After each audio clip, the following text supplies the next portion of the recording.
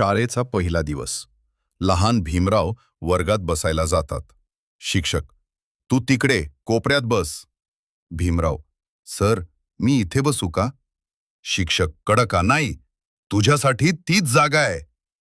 इतर मुलं कुजबुजतात. मुलं, तो वेगळा आहे, त्याला स्पर्श करू नको. भीमराव शांतपणे बसतात, पण त्यांच्या डोळ्यांत अश्रू असतात. भीमराव, मी शिकेन आणि एक दिवस हे सगळं बदलून टाकेन.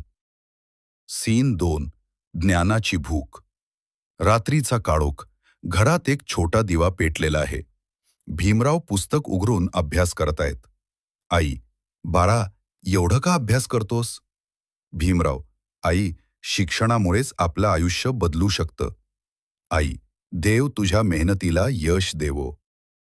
सीन 3. मोठं स्वप्न. भीमराव आता तरुण झाले आहेत. ते पुस्तकं घेऊन चालत आहेत. मित्र, तू इतका अभ्यास का करतोस? भीमराव, कारण मला फक्त माझं नाही, संपूर्ण समाजाचं भविष्य बदलायचं आहे. सीन 4. परदेशातील शिक्षण. विदेशातील मोठ्या विद्यापीठाचा परिसर. प्राध्यापक, तू भारतातून आलायस? खूप हुशार दिसतोस.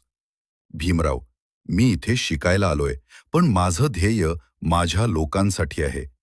ते कोलंबिया युनिव्हर्सिटी आणि लंडन स्कूल ऑफ इकॉनॉमिक्स येथे कठोर परिश्रम करतात.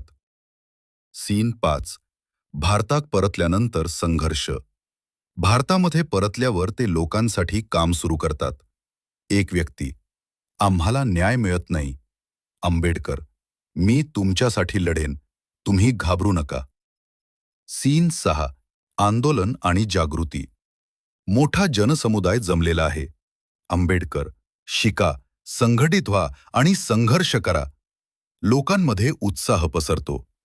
जनता, आम्ही तुमच्यासोबत आहोत. सीन 7. संविधान निर्मिती. टेबलावर बसून ते संविधान लिहित आहेत. सहकारी, हे काम खूप मोठं आहे. आंबेडकर, हो, पण हे देशाच्या भविष्यासाठी आहे. प्रत्येकाला समान हक्क मिळाले पाहिजेत. ते दिवस रात्र मेहनत करतात आणि भारताचा संविधान तयार करतात. सीन 8. यश आणि सन्मान. लोक त्यांना आदराने पाहतात. एक तरुण, तुमच्यामुळे आमचं आयुष्य बदललं. आंबेडकर, हे फक्त माझं नाही, आपलं सगळ्यांचं यश आहे. सीन 9. अंतिम संदेश.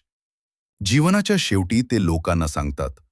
आंबेडकर, शिक्षण हेच खरे स्वातंत्र्य आहे. कधीही अन्याय सहन करू नका. शिक्षण, धैर्य आणि संघर्ष यांच्या जोरावर आपण कोणतीही अडचण पार करू शकतो आणि समाजात बदल घडवू शकतो.